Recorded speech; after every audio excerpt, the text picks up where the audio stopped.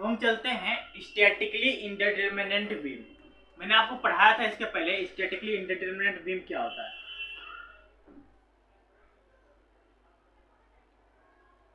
Statically indeterminate beam,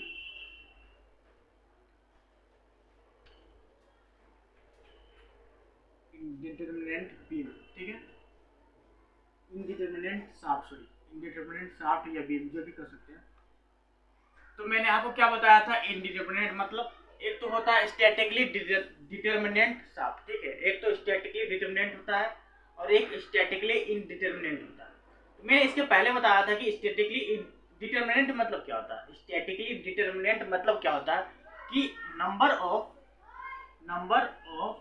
unknown equal to, जब number of equation के बराबर हो, नंबर ऑफ इक्वेशन को बराबर हो, तो इसे क्या बोलते हैं, स्टैटिकली डिटरमिनेंट, ठीक है। इसे क्या बोलते हैं, स्टैटिकली डिटरमिनेंट, समझ गए ना। लेकिन स्टैटिकली इनडिटरमिनेंट किसे बोलते हैं, जब नंबर ऑफ अननोन जो है, जब नंबर ऑफ अननोन जो है ग्रेटर है नंबर ऑफ इक्वेशन से। जब नंबर ऑफ अननोन बड़ा है, ज्यादा है नंबर ऑफ इक्वेशन से, तो क्या होगा, इनडिटरमिनेंट बीम। तो ऐसे इक्वेशन को निकालने के लिए हम क्या करते हैं, कंपैबिलिटी इक्वेशन की यूज करते हैं ना। कंपैबिलिटी इक्वेशन को हम यहाँ पे लाते हैं, उसके अकॉर्डिंग हम उसके फॉर्मूले रखते हैं, उसके बाद उस वैल्यू को निकालते हैं, ठीक है। ये चीजें, वही चीजें यहाँ पे हम इसमें भी समझना है, ठीक है। तो यहाँ पे समझ लेते हैं। जैसे कि अगर यहाँ पे एक बीम है, यहाँ पे मैं एक बीम बना देता हूँ, इस तरह की बीम है।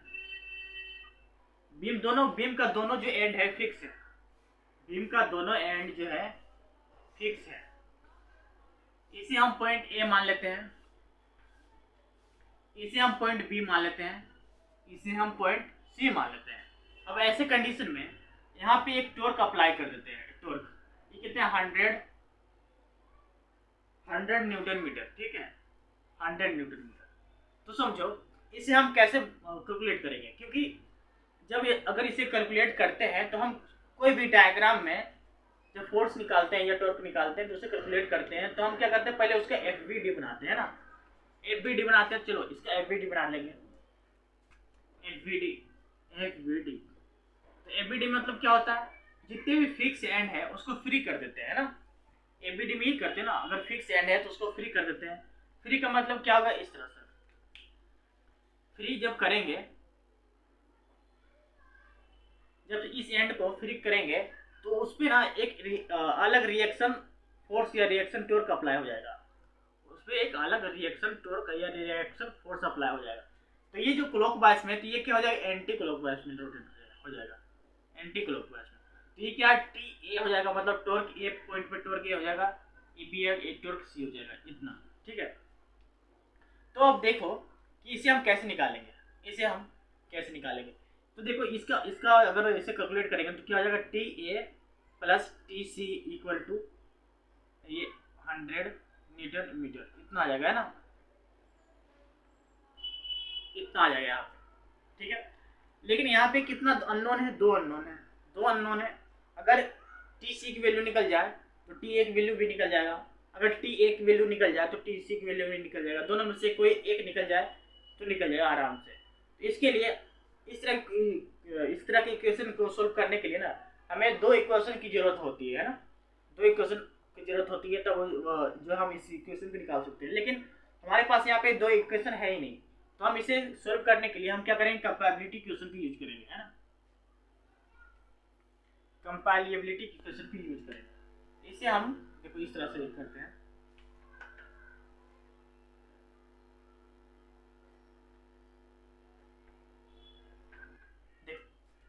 देखो जैसे कि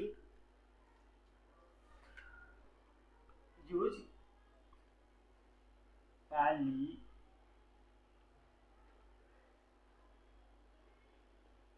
इक्वेशन, ठीक है, यूज कंपैबिलिटी इक्वेशन, ठीक है। तो हम इसे इस तरह से इक्वेशन यूज करेंगे। हमें पता है कि थीटा इक्वल टू क्या, थीटा ए से लेकर थीटा सी तक, थीटा ए से लेकर थीटा सी तक इक्वल टू 0 मान लेते हैं। अगर थीटा ए से लेकर थीटा सी को डिवाइड करेंगे तो क्या हो जाएगा, थीटा ए से लेकर theta B plus theta B से लेकर थीटा सी इक्वल टू 0। ठीक है, 0 हो गया। ठीक है, अब हम क्या करेंगे, इसका फॉर्मूला में क्या पता है, टी एल अपॉन जी जे पता है, किसके लिए, ए बी के लिए, plus T L upon G जे किसके लिए है, बी सी के लिए, इक्वल टू 0। आई होप आपको चीज समझ में आ रही होगी। अब क्या करेंगे ना, देखो जैसे कि हम यहाँ पे निकालना है तो सबसे पहले हम ये तो सी की वैल्यू निकाल सकते, टी सी की वैल्यू निकाल सकते हैं, या तो टी ए की वैल्यू निकाल सकते हैं, दोनों में से हम किसी की वैल्यू भी निकाल सकते हैं आराम से। तो हम पहले चलो देखो टी ए की वैल्यू निकाल लेते हैं, तो इसको टी ए लिख देंगे, टी ए बी के बीच है ना, टी ए बी के बीच टी ए हो गया, ये एल हो गया, ये क्या जी जे, ठीक है, इतना हो गया। और इसके बाद यहाँ भी हम टी, यहाँ टी सी आएगा ना, टी सी आ जाएगा, टी सी अपॉन जी जे, ठीक है, इक्वल टू 0 हो जाएगा। लेकिन हमें क्या करना है, सी को ना ए में कन्वर्ट करना है, सी को जो ए में कन्वर्ट करना है तो क्या हो जाएगा, T A L upon G J equal to, ये प्लस हो जाएगा, टी सी को कैसे लिख सकते हैं, टी सी को इधर लेके जाएंगे तो क्या हो जाएगा, 100 माइनस टी ए, ठीक है,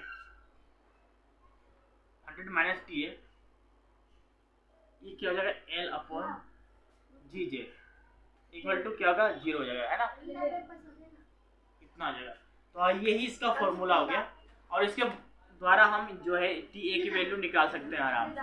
ठीक है, आई होप आपको चीजें समझ में आ गई होंगी, और इतना ही है। ठीक है, इतना से इतना अगर समझ लिए ना तो आपको कोई दिक्कत नहीं है, आप आराम से कोई भी इक्वेशन को सॉल्व कर सकते हैं, कोई भी कंपैटिबिलिटी इक्वेशन को, कोई भी अननोन इक्वेशन को सॉल्व कर सकते हैं। जो दो अननोन अगर कोई वैल्यू है तो उसे हम आराम से फाइंड आउट कर सकते हैं। ठीक है, तो इस पर हम 2-3 क्वेश्चन कर लेंगे, और क्वेश्चन के बाद इसके बाद एक और टॉपिक बचा हुआ है, इसके बाद एक और टॉपिक बचा हुआ है, उस टॉपिक को करके हम खत्म कर देंगे चैप्टर को।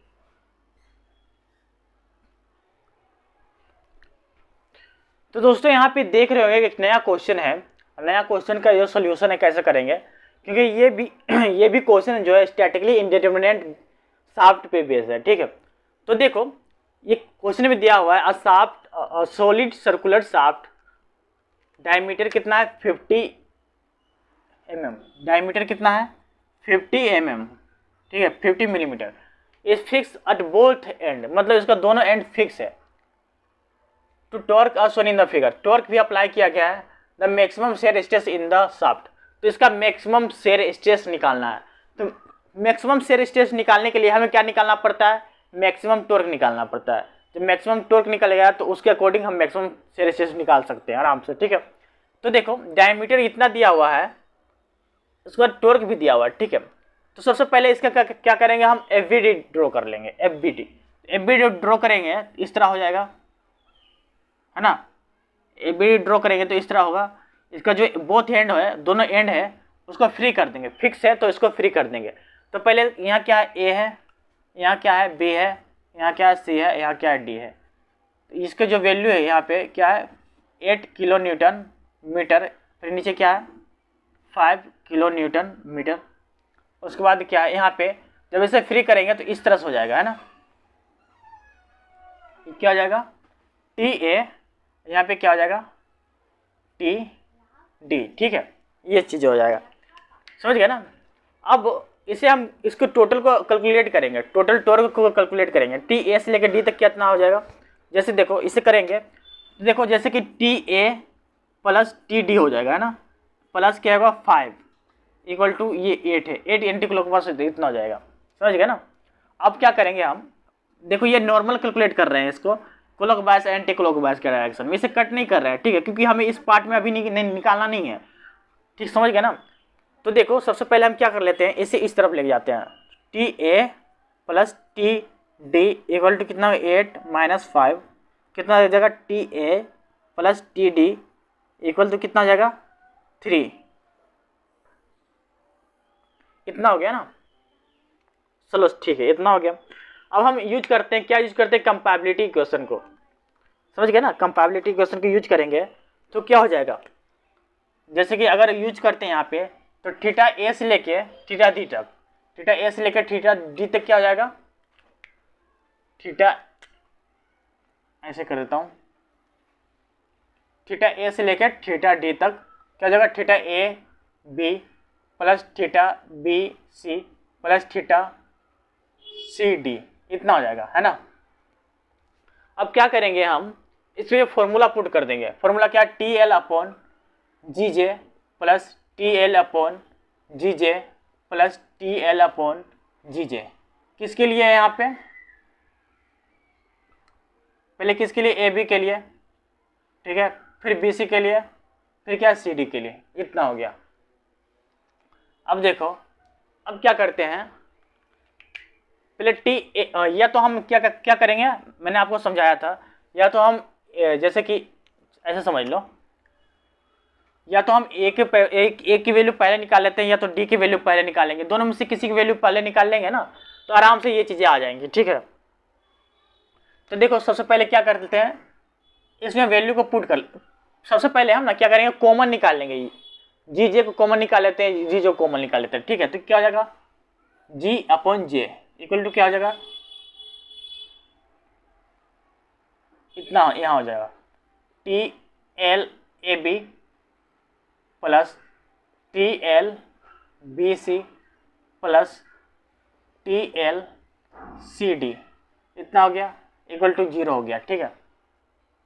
अब जी जे को उधर लेके चले जाएंगे तो ये जी जो 0 हो जाएगा, तो टी एल हो जाएगा A B plus T L B C plus T L C D, इतना हो जाएगा, ठीक है, इतना हो जाएगा, थीटा ए से लेकर डी तक। अब देखो क्या करेंगे हम क्या करेंगे, पहले तो टी ए की वैल्यू निकाल लेते हैं, है ना, या तो डी की वैल्यू निकालेंगे या तो ए की वैल्यू निकाल लेंगे। अगर दोनों में से एक वैल्यू निकल गया ना तो आराम से दूसरा भी वैल्यू निकल जाएगा।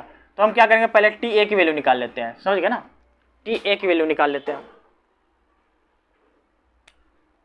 ये क्या, टी ए से टी कितना है, टी ए से लेके बी तक, टी ए जो ए बी है, ए बी की लेंथ क्या है, 1 है, 1 मीटर है ना, 1 मीटर, चलो 1 मीटर कर देते हैं इसको, ठीक है।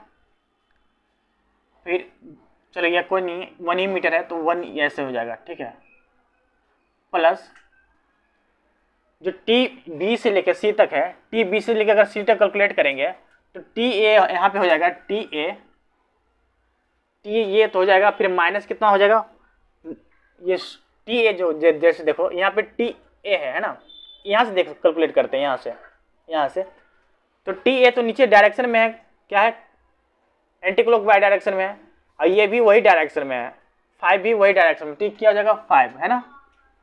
ध्यान से समझो, यहाँ पे ध्यान से समझने वाली चीज़ है।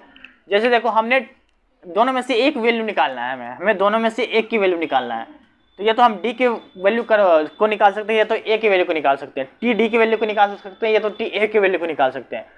तो हम ऐसे करेंगे ना, टी इस सारे जितने भी टी है ना सभी को टी ए के टर्म में लिख देंगे, टी ए के टर्म में लिख देंगे, तब हम टोटल टी ए को जोड़ देंगे, उसके बाद आ जाएगा वैल्यू, ठीक है। तो अब देखो जैसे कि ये तो टी ए बी की वैल्यू, तो टी ए तो ऐसे है ही, ठीक है। अब हम टी बी सी की वैल्यू निकालते हैं, टी बी सी, तो टी बी सी यहाँ से लेके टी बी सी की वैल्यू निकालते हैं।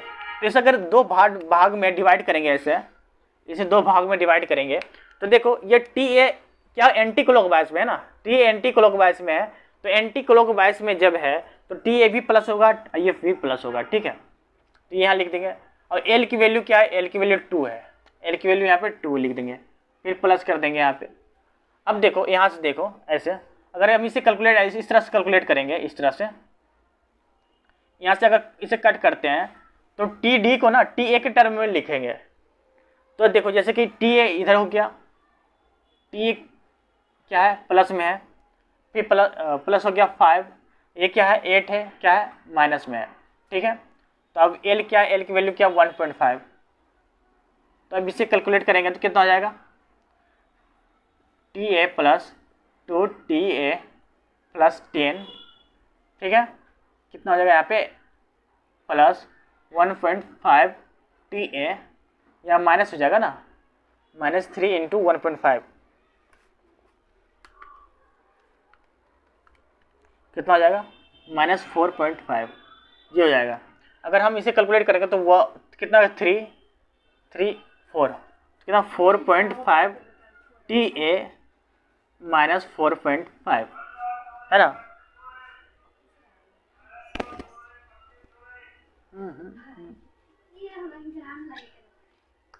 देखो देखो गलत है यहाँ पे कुछ दिक्कत आ गया।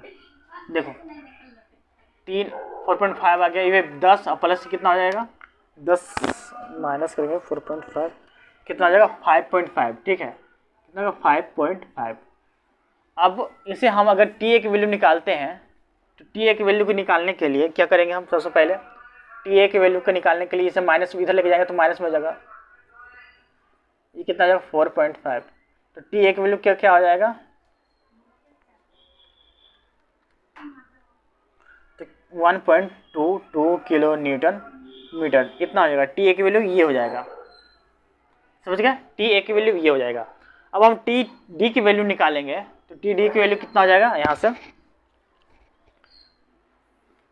TA plus TD equal to कितना है 3 है ना।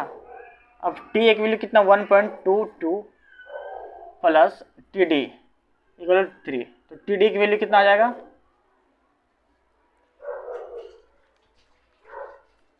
1.78 किलो न्यूटन मीटर इतना हो जाएगा। TA की वैल्यू इतना आ गया, TD की वैल्यू इतना आ जाएगा, ठीक है। तो ये तो टॉर्क आ गया ना, टॉर्क A की वैल्यू इतना आ गया, टॉर्क T की वैल्यू, टॉर्क D की वैल्यू इतना आ गया। अब हमें क्या निकालना है, मैक्सिमम शेयर स्ट्रेस। तो मैक्सिमम शेयर स्ट्रेस के लिए हमें इधर को जो चीज़ें मिटा देता हूँ मैं, ठीक है, इधर के जो है वैल्यू उसे मिटा देता हूँ। अगर इसे मिटा दूंगा तो क्या हो जाएगा, तो मैक्सिमम शेयर स्ट्रेस, तो मैक्सिमम टाउ मैक्सिमम किस में आएगा, पहले तो टाउ किस में निकालना है, ए से लेके बी तक में, ठीक है। तो अगर ए से लेके बी तक में निकालना है तो कितना 16T/πdq, समझ गया ना। डी की वैल्यू कितना था 50 mm, तो ये 16 है। और फिर उसके बाद टाउ की वैल्यू क्या है 1.22 इंटू 10⁻⁶, क्योंकि ये मेगा पास्कल में निकालना है ना, तो ये क्या हो जाएगा पाई डी कितना है 50 mm, 50 पावर क्यू उतना हो जाएगा। तो इसका वैल्यू क्या हो जाएगा, इसका आंसर क्या हो जाएगा देखता हूँ, 16.1.22 10⁻⁶।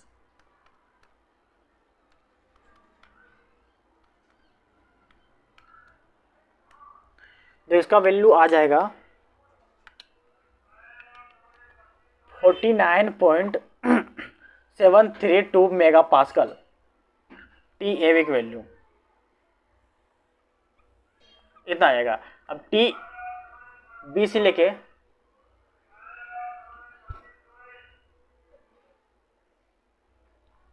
C से लेके D तक के दिखाता हूँ, तो इसमें क्या हो जाएगा 16T/πdq, ठीक है।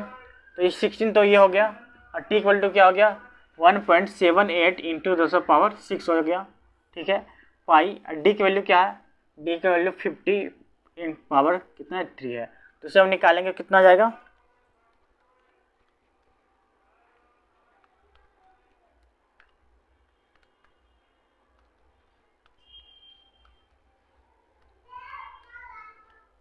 तो इसका वैल्यू ये हो जाएगा, ठीक है, tau CD 72.560 mega pascal.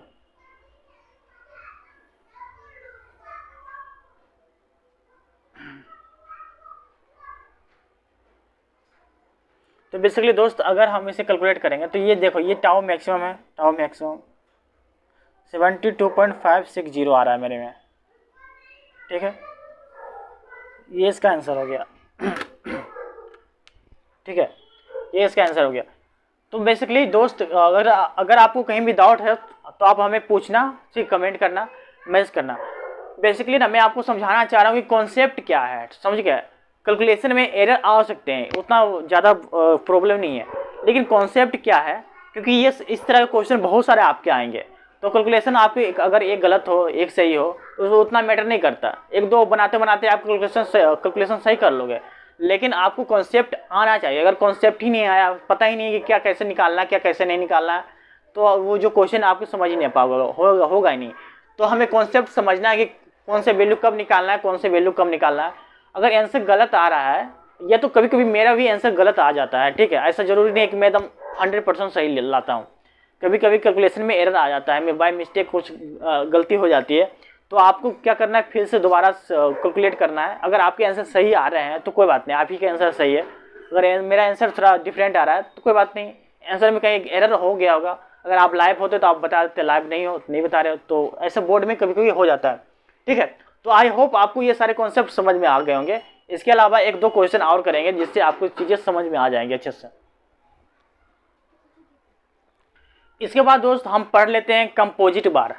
Composite बार मैंने इसके पहले वाले चैप्टर को बताया था कि जो चैप्टर अभी पढ़ रहे हैं ना हम, ये बेसिकली टॉर्सन में अप्लाई हो रहा है। इसके पहले जितने भी चैप्टर पढ़े थे वो एक्सियल में था।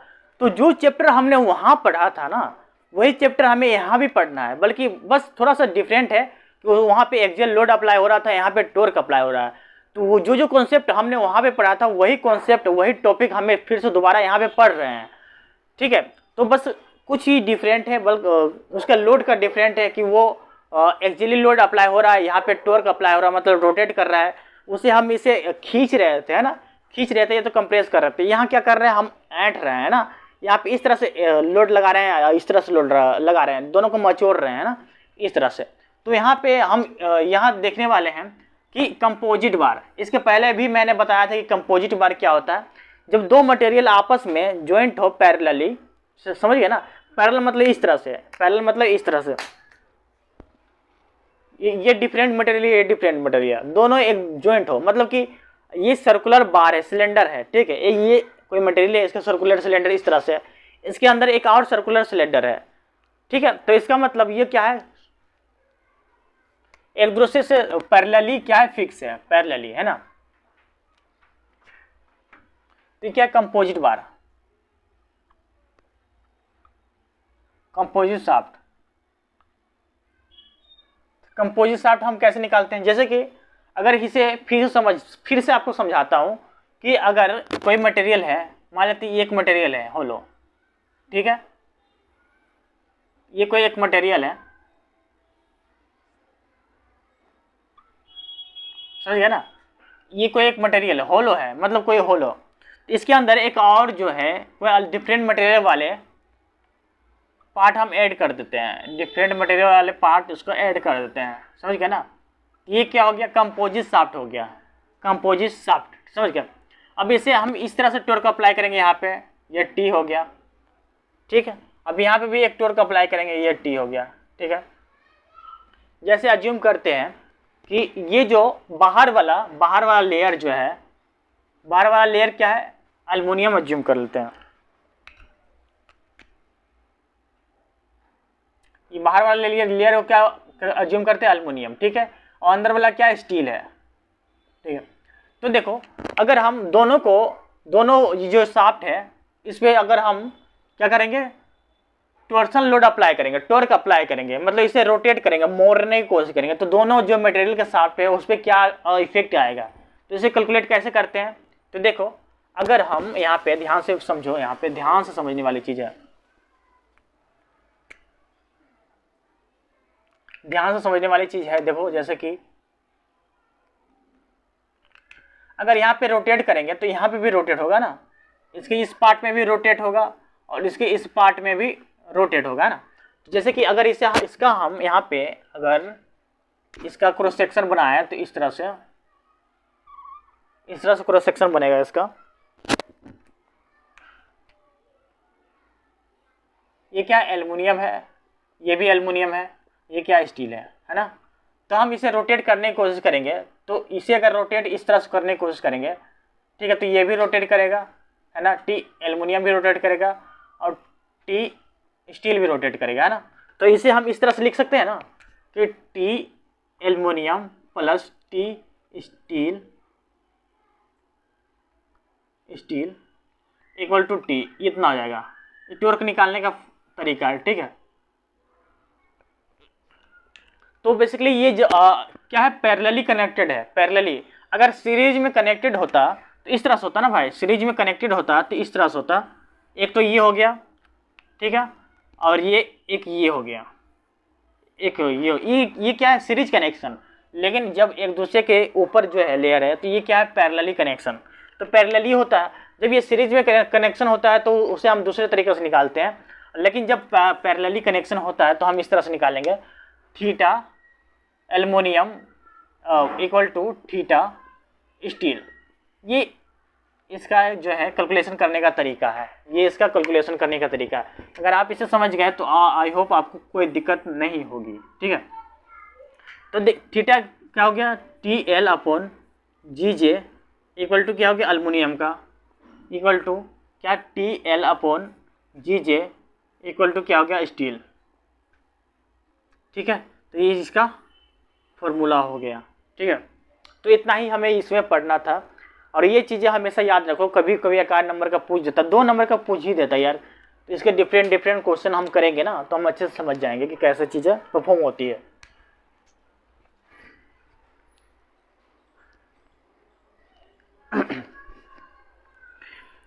तो दोस्तों हम यहाँ पे कंपोजिट शाफ्ट पे एक बेसिक सा न्यूमेरिकल देख लेते हैं कि ये जो न्यूमेरिकल है कैसे एग्जीक्यूट होता है और इसे हम कैसे सोल्व कर सकते हैं, ठीक है। तो यहाँ पे एक क्वेश्चन में दिया हुआ है, a composite shaft is made by enclosing a solid aluminium road of क्या 60 mm डायमीटर। मतलब कि एक एल्युमिनियम का रोड है, ठीक है, वो क्या है 60 mm डायमीटर है। तो यहाँ पे लिख देता हूँ,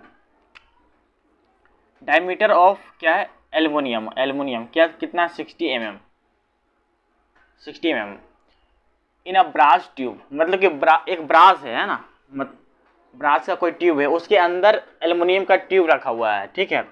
तो ब्रास का ट्यूब कितना है, इसका थिकनेस कितना है, 10 mm। देखो अगर देखो यहाँ पे एक डायग्राम बनाया गया है, डायग्राम से आप पता कर सकते हो कि जैसे देखो ये जो 60 mm है ना, ये एल्युमिनियम का जो डायमीटर है, लेकिन टोटल डायमीटर कितना है, इतना है ना, टोटल डायमीटर इतना है। इसमें से अगर इतना घटा दें, कितना है, 60 है, 60, इधर 10 है, इधर 10 है, तो देखो टोटल डायमीटर कितना है, टोटल डायमीटर है 60 70 80 mm, ठीक है। टोटल मतलब आउटर डायमीटर कितना है, 80 mm, ठीक है। उसके बाद अगर हम इसे इतना घटा देते हैं तो कितना बच गया, तो इनर डायमीटर हो जाएगा ना, इनर डायमीटर हो जाएगा। मतलब कि अगर इसमें से इतना घटाएंगे तो कितना हो जाएगा, 60 में इतना घटा देंगे, 60 घटा देंगे, ठीक है, तो कितना हो जाएगा, डी इतना हो जाएगा ना, 80 - 60 इक्वल टू 20। तो बेसिकली ये चीज़ है। तो ये इनर की डायमीटर है, ये आउटर डायमीटर, समझ गया ना, किसका, ब्रास का। ये चीज़ यहाँ पे रिप्रेजेंट करना है। तो देखो ये इसका थिकनेस, ये थिकनेस। तो यहाँ पे और दिया गया, if the composite shaft is subjected to torque. Torque कितना दिया हुआ है, ये टॉर्क है 5 किलोन्यूटन मीटर, 5 किलोन्यूटन मीटर दिया हुआ है टॉर्क। टॉर्क की वैल्यू टी इक्वल टू क्या है, 5 किलोन्यूटन मीटर, मतलब कि 5 × 10⁻6 न्यूटन mm, ठीक है। इसे मेगा पास्कल में भी लिख सकते हैं, कोई दिक्कत नहीं। अब देखो क्या कर रहा है कि find the maximum shear stress in both shaft. मतलब कि मैक्सिमम निकालना है, maximum shear stress in both shaft कितना में, मेगा पास्कल में निकालना है, जिसमें जी की वैल्यू क्या है, 40 गीगापास्कल। 40 को इसे लिखेंगे 14×10⁻³ मेगा पास्कल में लिख देंगे। उसके बाद ये किसके लिए है, गीगा पास्कल किसके लिए, ब्रास के लिए है ना। और ये एल्युमिनियम के लिए कितना है, 28 गीगा पास्कल है ना। इसे लिखेंगे 28 × 10⁻³ मेगा पास्कल में। कोई दिक्कत, आई होप आपको कोई दिक्कत नहीं आई होगी इतना समझने में। तो देखो इसे हम कैसे लिख सकते हैं, क्योंकि मैंने आपको बताया था ये जो है कंपोजिट बार है और बेसिकली ये दोनों जो है पैरेलली एक दूसरे से अटैच है ना, पैरेलली एक दूसरे से अटैच है। तो इसका मतलब मैं इधर अच्छा सोल्व करता हूँ, ठीक है। तो ये पैरेलली एक दूसरे से अटैच है।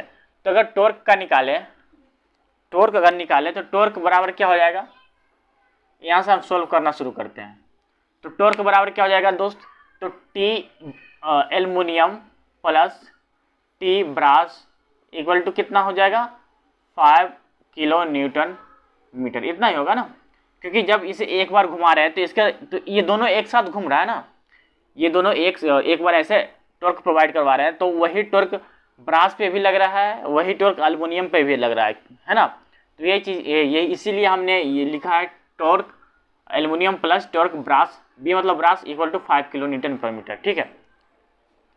अब देखो हम क्या करते हैं, हमें पता है कि इसे निकालने के लिए हम दोनों को क्या करते हैं, बेसिकली ये पैरेलल है, कनेक्टेड है, जब पैरेलल कनेक्टेड है तो दोनों की इक्वेशन को बराबर कर देते हैं।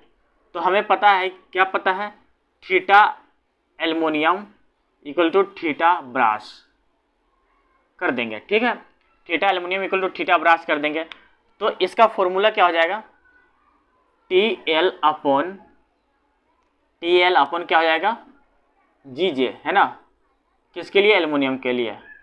फिर होगा टी एल अपॉन जी जे, किसके लिए होगा, ब्रास के लिए। अब हमें पता है यहाँ पे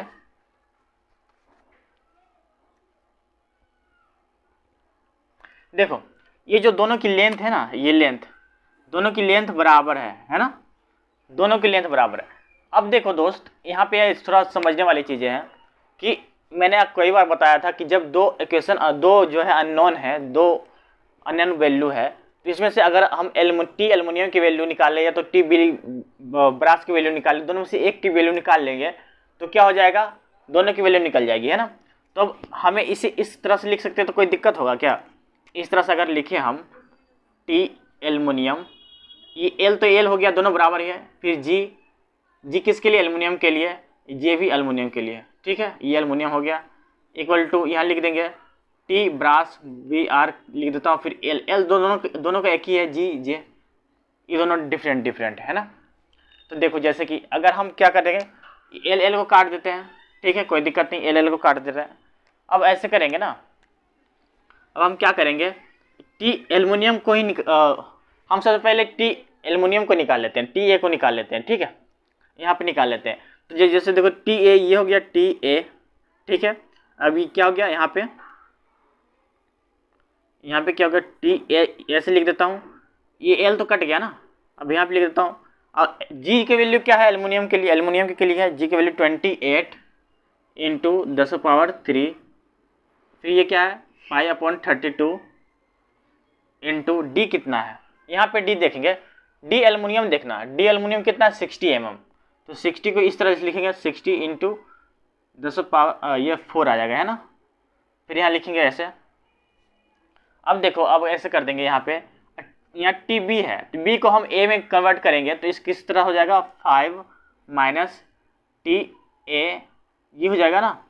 फिर क्या हो जाएगा, यहाँ पे एल तो है ही नहीं, ये इस तरह से हो जाएगा।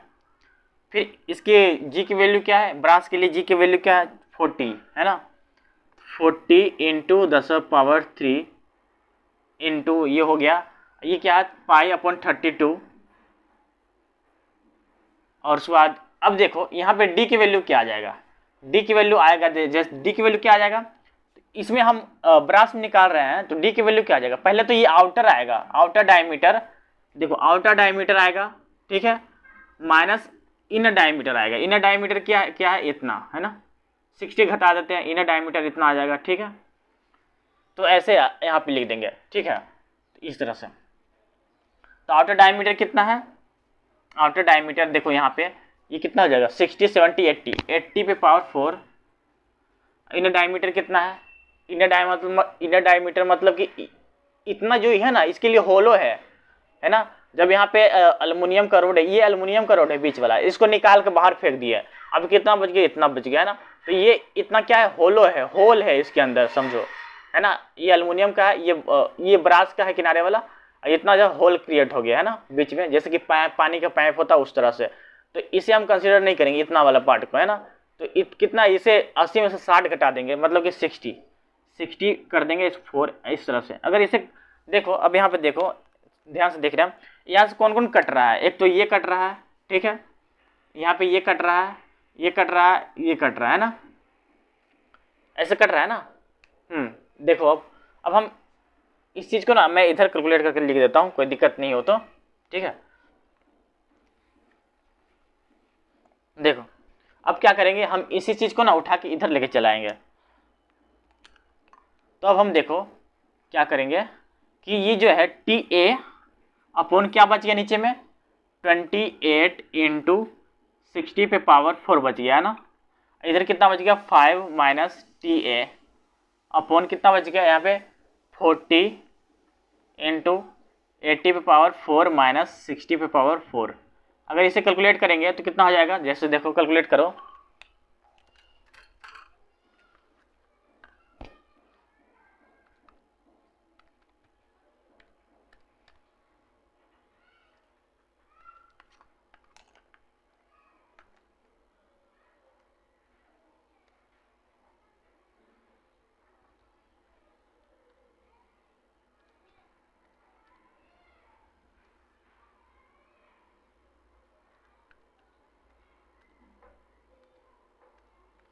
तो ये कितना हो जाएगा, ये ऐसे हो जाएगा ना, ये हो जाएगा टी ए 3.086 ये हो जाएगा फिर -5 माइनस टी ए, इतना वैल्यू आ जाएगा। आई होप आप कैलकुलेट करेंगे तो आपको भी यही वैल्यू दिखाई देगा। तो अब इसे कैलकुलेट कर देंगे इधर। तो देखो ये कितना है, चलो इधर हम इस तरह से लिख लेते हैं इसको, टी ए की लिख लेते हैं इधर से, ठीक है, इस तरह से लिख लेते हैं, कोई दिक्कत नहीं। अब देखो ये क्या है, अभी माइनस टी ए को इधर लेके चलाएंगे तो क्या हो जाएगा प्लस टी ए है ना, तो कितना हो जाएगा 4.086 टी ए इक्वल टू 5, ठीक है। अभी इसको ना इधर लेके चला जाएंगे, कितना हो जाएगा, तो टी ए की वैल्यू कितना आ गया 1.223 किलो न्यूटन मीटर, ठीक है।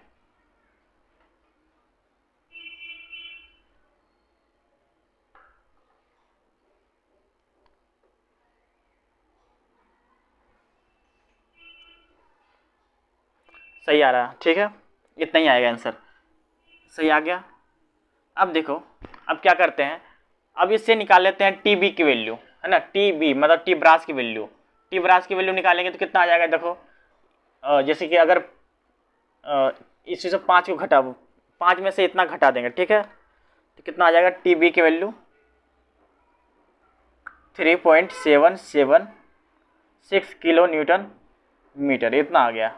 आई होप आपको चीज़ें समझ में आ रही होंगी, कोई ज़्यादा भारी क्वेश्चन नहीं है, ठीक है, ज़्यादा भारी थोड़ा मतलब ऐसा नहीं है कि आपसे नहीं बनेगा, थोड़ा ध्यान देने वाली चीज़ है, क्योंकि मुझे जगह नहीं मिल रहा तो मैं इधर उधर लिख रहा हूँ, ठीक है। तो अब हमें ये टॉर्क के निकल गया, टॉर्क एल्युमिनियम का टॉर्क निकल गया और ब्रास का टॉर्क भी निकल गया, ठीक है। तो अब क्या निकालना है मैक्सिमम शेयर स्ट्रेंथ, हाँ मैक्सिमम शेयर स्ट्रेस निकालना है। तो मैक्सिमम शेयर स्ट्रेस निकालने के लिए हमें फॉर्मूला पता है, मैं इधर मिटा दे रहा हूँ, ठीक है। तो मैक्सिमम शेयर स्ट्रेस निकालने के लिए हमें कैसा निकालना पड़ेगा, हमें क्या करना पड़ेगा, हमें करना पड़ेगा ऐसे कि for maximum shear stress in aluminium, देखो फॉर मैक्सिमम शेयर स्ट्रेस तो हम क्या करते हैं मैक्सिमम शेयर स्ट्रेस के लिए टाउ मैक्सिमम लगाते हैं, ठीक है। टाउ मैक्सिमम, इसका फॉर्मूला क्या होता है 16T upon pi D Q, ठीक है। तो पाई डी क्यू हो गया। अब हम क्या करेंगे दोस्त, अब हम करेंगे कि पहले तो 16 लिखेंगे, उसके बाद पहले इस टी की वैल्यू वहाँ पे रख देंगे, है ना। तो कितना हो गया 1.22 इंटू 10⁻6 हो जाएगा, क्योंकि इसे मेगा पास्कल में निकालना है। अब ये क्या पाई, अब डी की वैल्यू क्या है, डी की वैल्यू बेसिकली किसके लिए ले रहे हैं, एल्युमिनियम के ले रहे हैं ना, एल्युमिनियम के ले रहे हैं, तो डी की वैल्यू कितना है 16 ले रहे हैं यहाँ पे, तो कितना हो गया क्यू हो गया, है ना। अगर इसे हम निकालेंगे तो इतना हो जाएगा, अगर इसे कैलकुलेट करो तो कितना हो जाएगा,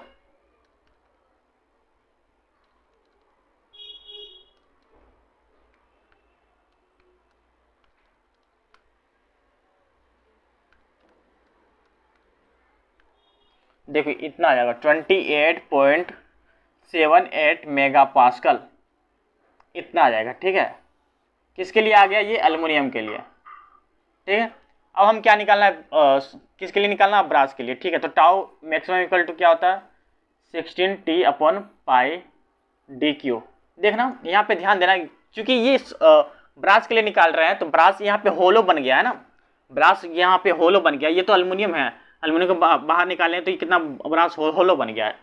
तो इसका फॉर्मूला हम इस तरह से लिखेंगे, T16 अपॉन पाई डी पे पावर डी नोट पे power 4 minus D, outer dia, ये आउटर डाया है, आउटर डाया पे पावर 4, फिर इनर डाया पे पावर 4। तो इसे अगर सजाएंगे, चलो ऐसे लिख देते हैं, कोई दिक्कत नहीं है, ठीक है। तो इसे हम इस पर वैल्यू पुट कर देंगे 16, और टी कितना है, ये 3.77 इंटू 10⁻6 लिख देंगे अपॉन पाई, आउटर डायमीटर कितना है 80 ना, 80 पे पावर 4 माइनस 60 पे पावर, सही है ना, सॉरी मैंने गलत कर दिया, यहाँ पे ये होगा ना, ये 3 हो जाएगा, 3 यहाँ पे भी 3 होगा, यहाँ पे भी 3, ठीक है, इतना हो जाएगा, सही है ना। अब इसे कैलकुलेट करेंगे तो कितना आएगा दोस्त, 16 इंटू 3.77 इंटू 10⁻6 भाग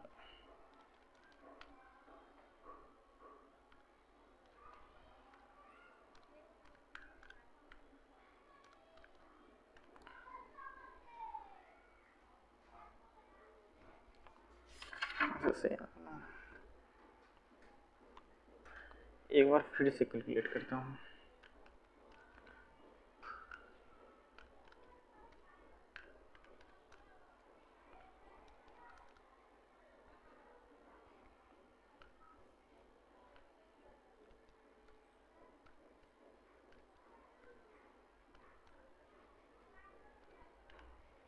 तो देखिए इसका क्या आ रहा है, 64 आ रहा है इसका, टाउ मैक्सिमम इसका कितना आ रहा है, मेरे में तो 64 आ रहा है, 64.89 मेगा पास्कल ये आ रहा है।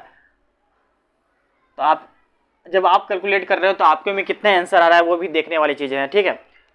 तो बेसिकली आंसर का अर्क फर्क हो सकता है, या तो आंसर मेरे में कुछ और आ रहा होगा या आप में कुछ और आया होगा, कोई दिक्कत नहीं है। आप अगर 1-2 बार कैलकुलेट करोगे तो आप आंसर तक पहुंच जाओगे, ठीक है। तो आंसर तो मैक्सिमम उतना ही आना चाहिए। तो इसमें से तो क्या निकालना है, मैक्सिमम शेयर स्ट्रेस। तो मैक्सिमम शेयर स्ट्रेस कौन सा होगा, मैक्सिमम शेयर स्ट्रेस कितना है, किसका है, ये तो 20 ब्रास का होगा ना, ये तो ब्रास का हुआ। तो मैक्सिमम शेयर स्ट्रेस कौन सा हो गया, ये हो गया, क्योंकि ये 64.89 है, तो ये आंसर किसका इतना हो गया 64.89 मेगा पास्कल, ठीक है। आई होप आपको चीज़ें समझ में आ रही होंगी, अगर कहीं डाउट है तो पूछ लेना। मैक्सिमम शेयर स्ट्रेस 64.89 क्यों आ गया, क्योंकि ये जो है ब्रास का शेयर स्ट्रेस है, ब्रास का शेयर स्ट्रेस इससे एल्युमिनियम का शेयर स्ट्रेस से ज़्यादा है, ठीक है। तो इसका आंसर ये आ जाएगा 64.89 मेगा पास्कल। आई होप आपको दोस्त आपको ये क्वेश्चन समझ में आया होगा, है ना। अगर कहीं भी डाउट से आप हमें पूछने से कहीं हिचकिचाओ मत, कहीं भी डाउट से आप हमें कमेंट कर देना, मैसेज कर देना टेलीग्राम पे, या तो कमेंट सेक्शन में मैसेज करना, या तो हमारे व्हाट्सएप कम्युनिटी में मैसेज कर सकते हो कहीं भी, ठीक है। इसके बाद हम चल लेते हैं, एक और टॉपिक बचा हुआ है, उस टॉपिक को हम कवर कर लेते हैं।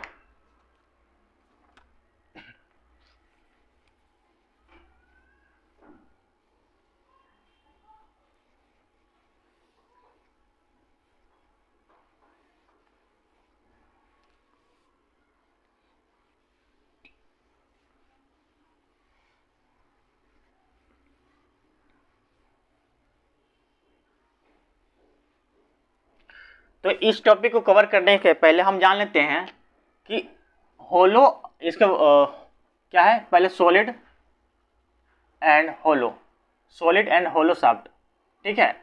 सॉलिड एंड होलो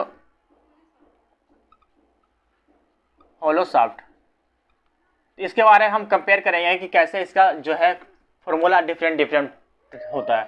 तो जैसे देखो, अगर हम यहाँ पे देख रहे हैं तो ये सॉलिड मतलब क्या हो गया, ये सॉलिड ये हो गया है ना, ये क्या है, सॉलिड है,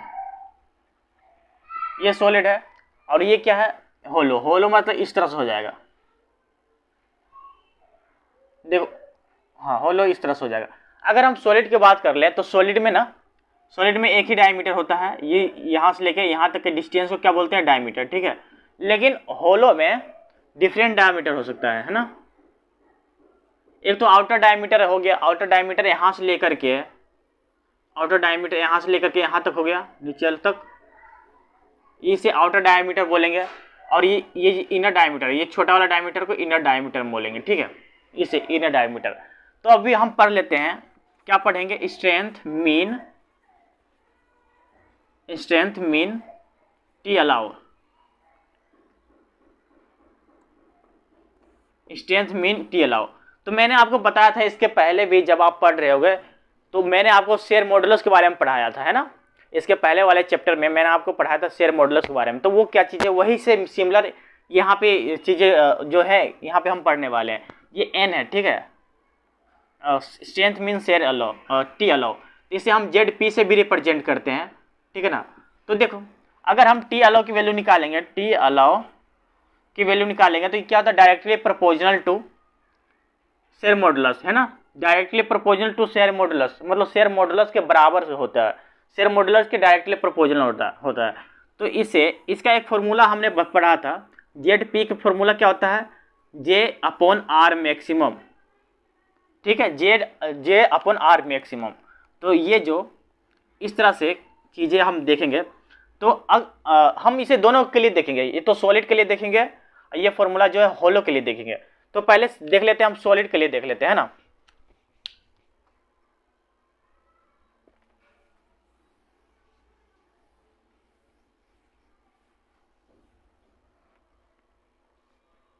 पहले देख लेते हैं सॉलिड शाफ्ट के लिए, फॉर सॉलिड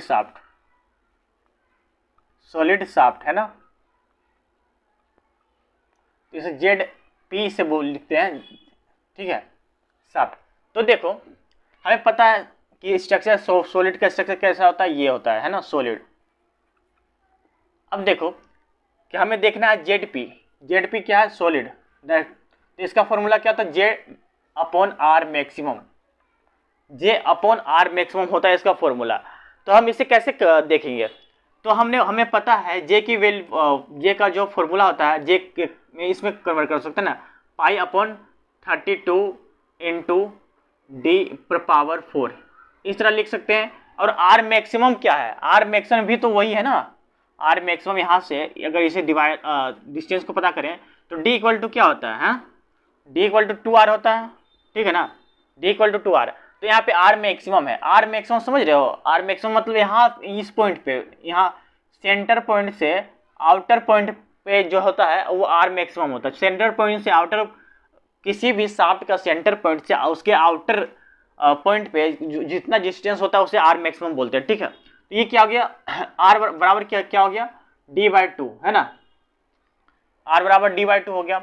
अब देखो, अब डी को ऊपर 2 को ऊपर लेके चले जाएंगे, तो कितना हो, 2 पाई डी पे पावर 4 अपॉन 32 डी, इतना आ गया ना। अब इसे काटने की कोशिश करेंगे तो कितना आ जाएगा, पाई अपॉन ये कितना हो, 16 हो जाएगा, ये कितना हो जाएगा, क्यू। तो देखो कितना हो जाएगा, पाई डी पे पावर क्यू अपॉन 16, ये हो जाएगा, समझ गए, ठीक है। आई होप आपको चीज़ें समझ में आ रही होंगी। तो इस सॉलिड के लिए क्या कितना हो जाएगा, पाई डी क्यू अपॉन 16, ये इसका एक फॉर्मूला है ना, इतना समझ गए होंगे।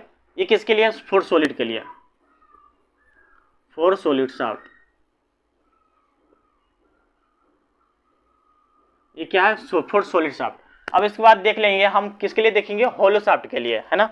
तो होलो शाफ्ट में क्या होता है, जैसे कि देखो,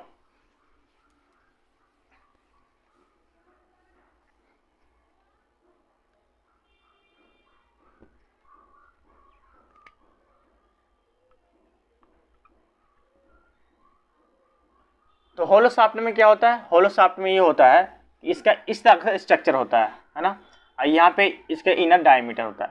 तो आउटर डायमीटर कहाँ से, यहाँ से लेकर यहाँ, इस पॉइंट से लेकर इसके एक आउटर से लेकर दूसरे आउटर पॉइंट पर उसका जो डिस्टेंस होता है उसे आउटर डायमीटर बोलते हैं, ठीक है। इनर डायमीटर मतलब कि इसके इनर सरफेस से इसके दूसरे इनर सरफेस तक के डिस्टेंस को क्या बोलते हैं, इनर, ठीक है, इनर डायमीटर मतलब अंदर का डायमीटर, ठीक है। तो हम क्या निकालना है, जेड पी की वैल्यू एच होलो के लिए निकालना है ना, होलो के लिए। तो हमें पता है इसका फॉर्मूला क्या होता है, जे अपॉन आर मैक्सिमम, है ना, इसका फॉर्मूला क्या होता है, जे अपॉन आर मैक्सिमम। अब जे की वैल्यू क्या है, पाई अपॉन 32 डी, यहाँ पे डी आउटर पर पावर 4 लिखेंगे यहाँ पे। फिर ये क्या पाई, ये क्या है, आर मैक्सिमम है, सॉरी यहाँ पे ना, यहाँ पे इस तरह से लिखेंगे क्योंकि ये होलो है ना, होलो है तो लिखेंगे D outer power 4 minus D inner पर पावर 4, इस तरह लिखेंगे। अभी देखना, अभी मैं बताता हूँ किस तरह से कन्वर्ट होगा। ये जो आर मैक्सिमम है, ये आर मैक्सिमम कितना है, आउटर है ना, डी आउटर को ही इस पॉइंट से लेकर के यहाँ तक डिस्टेंस आर मैक्सिमम होता है। तो आर मैक्सिमम कहाँ तक छूटता है, इस पॉइंट तक छूटता है, मतलब डी के डी नोट मतलब आउटर डायमीटर तक छूटता है। तो ये क्या होगा, डी नोट अपॉन 2, इतना हो गया ना, इतना हो गया। आप समझ रहे होंगे, मैं सोच रहा हूँ कि आप समझ रहे होंगे। अगर आप समझ नहीं रहे तो आप हमें मैसेज करेंगे, ठीक है। अब देखो यहाँ पे क्या करेंगे, 2 को ऊपर लेके चले जाएंगे, 2 इंटू क्या हो गया पाई। देखो यहाँ पे क्या करेंगे, ये जो है ना डी नोट को बाहर निकाल लेंगे कॉमन में, डी नोट को बाहर निकालिए तो यहाँ क्या होगा 1 minus D I upon D naught पे पावर 4, है ना, इतना हो जाएगा डी पावर 4। यहाँ पे अपॉन क्या हो गया, अपॉन यहाँ गया 32 इंटू डी नोट, इतना हो गया, ठीक है। अब देखो हम क्या करेंगे ना, हम इसको यहाँ पे काट देंगे, इसको भी यहाँ काट देंगे, ये कितना का 3 हो जाएगा। अब इसको यहाँ से काट देंगे, इसको यहाँ से काट देंगे, तो कितना हो जाएगा। अब देखो यहाँ पे ध्यान से समझना, यहाँ कितना हो जाएगा, यहाँ होगा पाई डी नोट पे पावर क्यू, फिर 1 माइनस, देखो D I upon D naught को ना हम के लिख देंगे, के तो यहाँ क्या हो जाएगा के पे पावर 4, ठीक है, समझ गए ना, इतना समझ गए। तो अब नीचे क्या आ जाएगा, नीचे आ जाएगा 16, ठीक है। तो जेड पी फॉर एच के लिए ये हो जाएगा, जेड पी फॉर एच के लिए ये वैल्यू हो जाएगा, ठीक है, फॉर होलो शाफ्ट।